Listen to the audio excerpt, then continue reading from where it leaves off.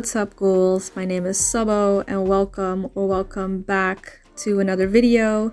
Today's video is going to be my May bullet journal setup, and this setup was inspired by a bullet journal setup that I did a few years ago in my third ever bullet journal, and it's a tarot card inspired bullet journal setup. I remember around this time I got really into tarot and crystals and astrology, and because it was my birthday month, I wanted to do a whole bullet journal theme dedicated to that fascination. And looking back, I just think it's so cool how that turned out. I was inspired by TBH Studying here on YouTube. She did a tarot card bullet journal setup as well, which is phenomenal. It's very old, but still very worth the watch. Her setups are just so unique and so fun. So for this year's May bullet journal setup, I decided to bring back the tarot cards and revamp it in a new style, I guess. So on screen, I'm showing you two sketches that I made in Krita.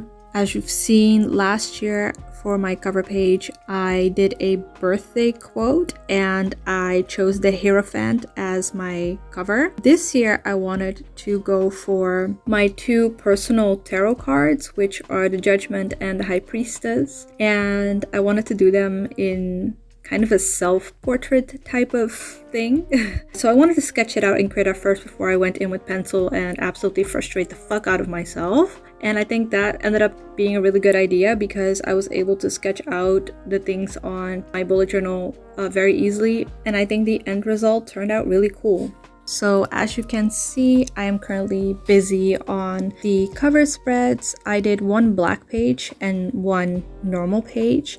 On the black page, I drew the High Priestess, which is the number 2 card in the major arcana of the tarot. And she represents the balance between the seen and the unseen. And that's why I wanted to put her on a black page and color her in white. The original card in the Rider-Waite deck, the High Priestess, is symbolized as a woman sitting in front of a gate with 2 pillars next to her, a black pillar and a white pillar. And because I knew I wasn't going to draw in the pillars, I wanted to still represent the pillars in one way or another. So that's why I chose for a black background and a white outline. I drew a sun in the middle of her chest, which is a little bit unusual because the High Priestess is usually depicted with just the moon. But since I was drawing her as a sort of self-portrait and use a lot of physical attributes that coincide with Taurus, so I used like the horns and the nose ring, I kind of wanted to show that the Taurus is my sun sign, and that's why I drew the sun there.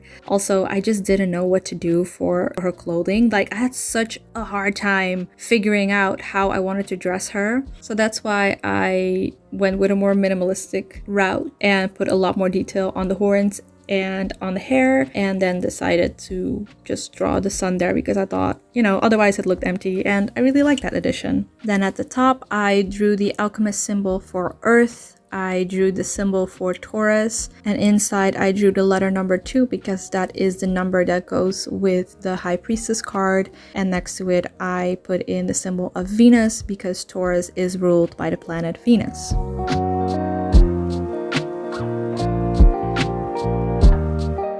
So on the next page, I'm drawing the card of Judgment, which is my second personal card.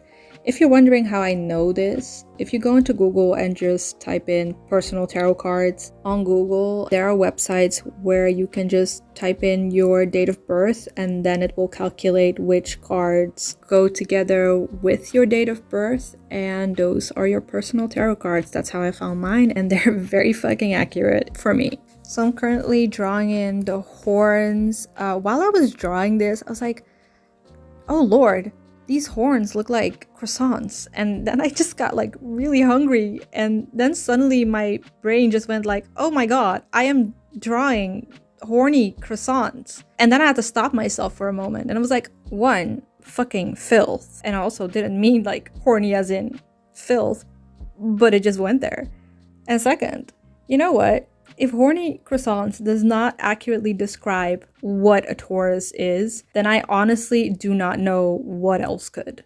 But back to Judgment. Judgment is the card that usually comes when newness is being brought in. It's about being almost reborn and a call to action. It's usually depicted as Archangel Gabriel blowing his horn and waking people up from the death. I wanted to have a nod to the original card of the Rider-Waite deck, so I drew in kind of the people waking up from their coffins on their robe. I also drew a bunch of clouds on their robes and a big cloud in the background with the rays of the sun. Archangel Gabriel does show up from like behind the clouds to wake these people up. So I thought that was just a really nice nod to the original meaning. And then at the top, I drew in the Roman numerals for 20 because the Judgment card is card number 20 in the tarot. I really liked how my cover page turned out. I was a little nervous because what you draw out digitally doesn't always come out as well as when you draw physically, but I was pleasantly surprised and I had a lot of fun doing this as well. So if I haven't said this before, happy birthday to my fellow May Tauruses, and also a happy birthday to my May Geminis. I pray that this month is going to bring in a lot of abundance in all areas of your life, and that you may welcome in ease and love and comfort and all the delicious croissants that life has to offer for you.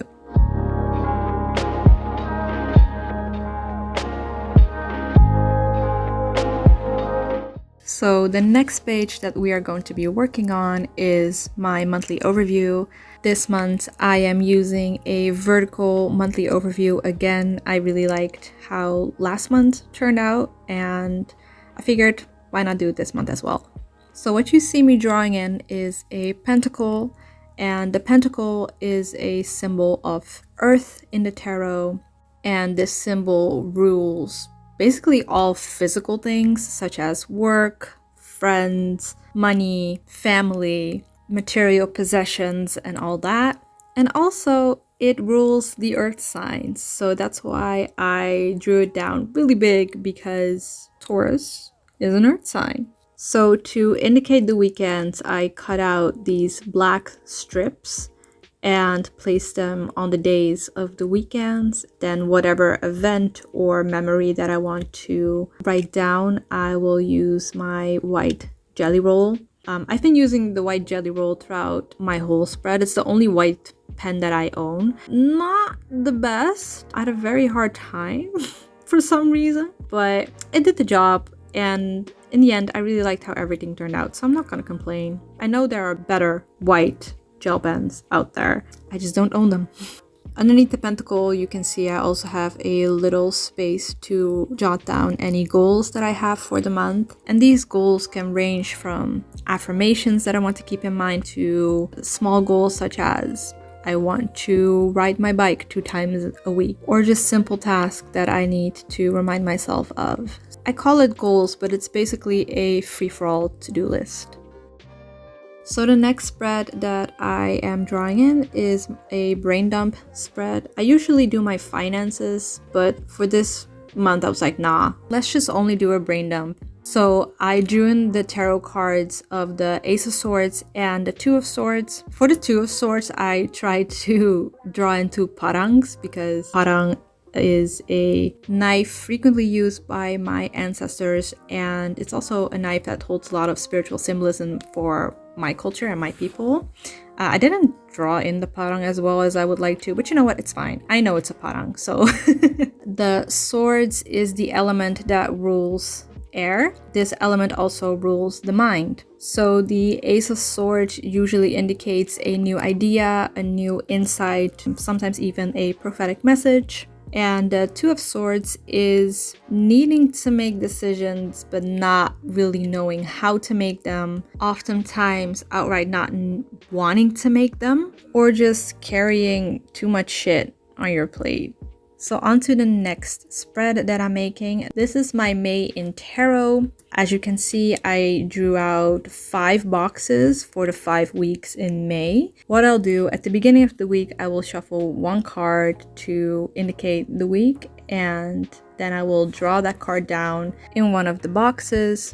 And at the end of the month, I will write down a review of how these cards manifested itself throughout the week and what they meant for me. I think this is a really great way to train your knowledge of tarot and to get more familiar with the cards. I think it's very important to keep in mind that even though there are definitions of each tarot cards, the way that they might show up for you in your life may be vastly different to the standard meanings of the card. Another great tip is to feel out how certain cards feel for you and look at what symbols in the cards speak out to you the most and write that down. Tarot cards are all about intuition and symbolism. The symbolism in tarot cards, even in the original Rider-Waite deck, are almost endless. You can sit with the Rider-Waite cards for years and still see new symbols in the cards. And I think that's what attracts me the most to tarot, just like the endless possibilities.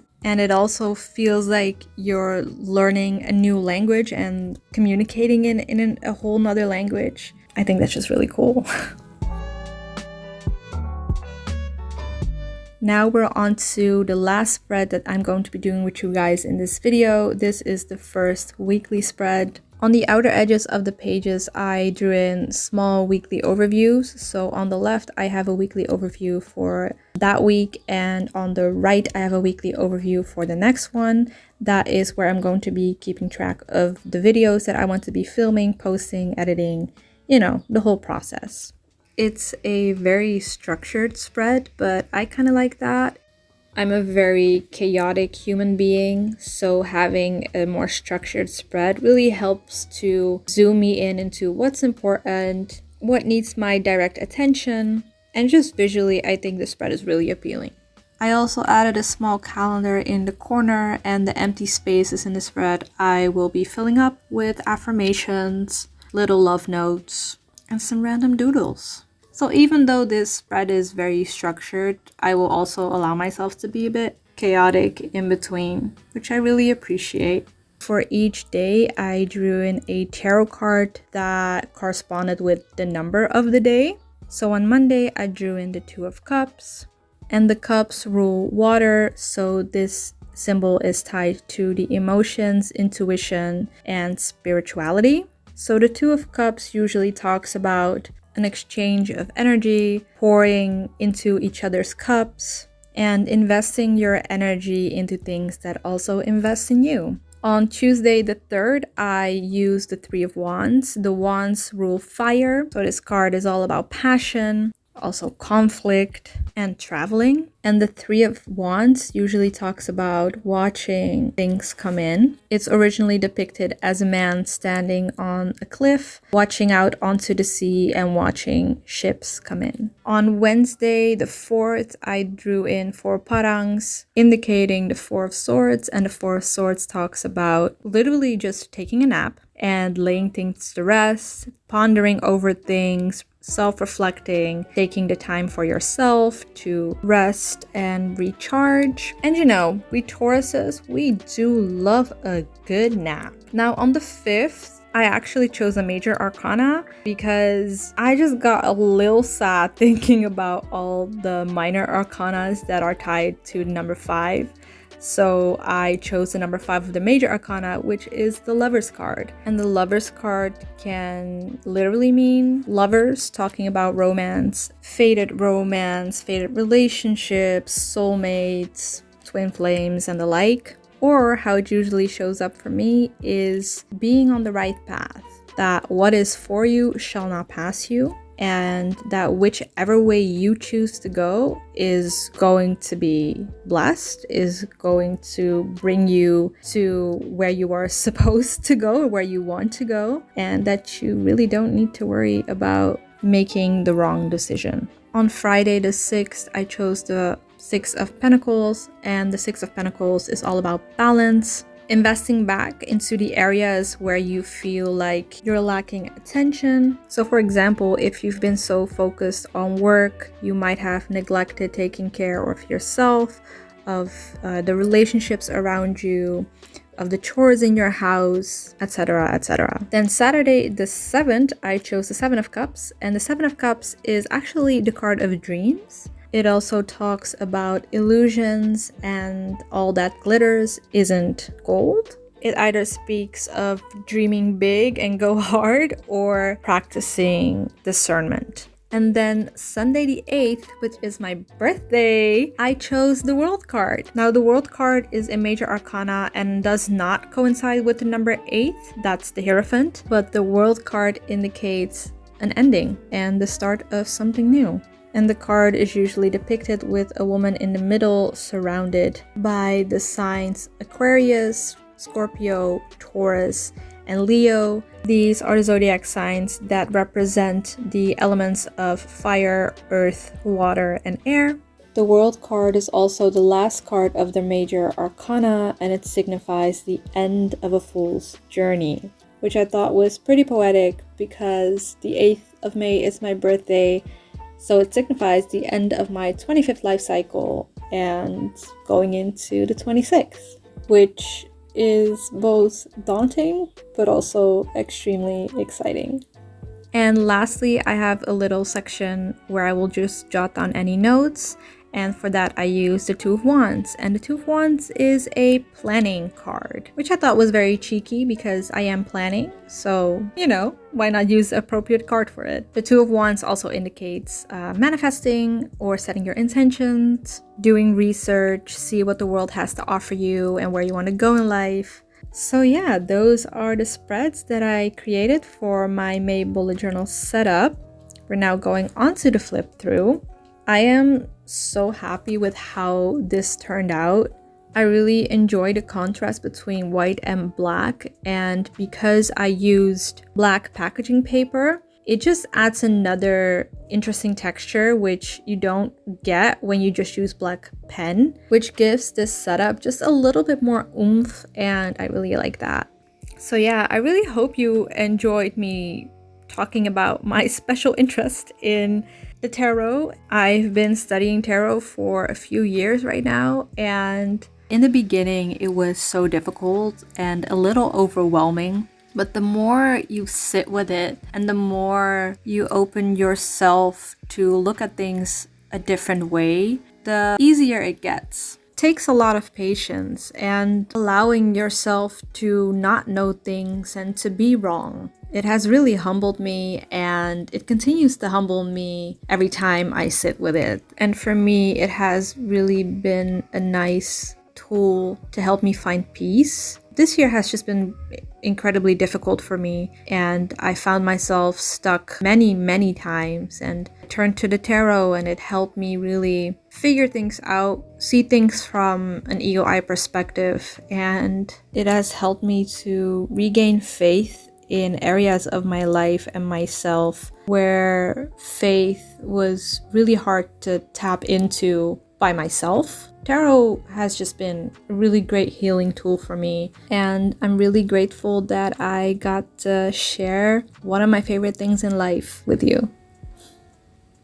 Alright, so I'm going to finish this video off like this. I'm so happy with how this turned out. It looks so cool. I want to say happy birthday to all my fellow Taurians. I hope this month brings you a lot of joy, happy bliss, and yeah, just have a whole party. This whole season is your birthday. Take advantage of that. If you like this video, please give me a thumbs up and let me know what your bullet journal theme is for this month. If you are a Taurus, let me know what your birthday is so I can say happy birthday to you. And what's your favorite tarot card? And this is just a general question for everyone. What's your favorite tarot card? If you like this content and you want to support me in other ways, consider buying me a coffee in the link down below. Thank you so much for taking the time out of your day to spend time with this mug. Bye, Ghouls.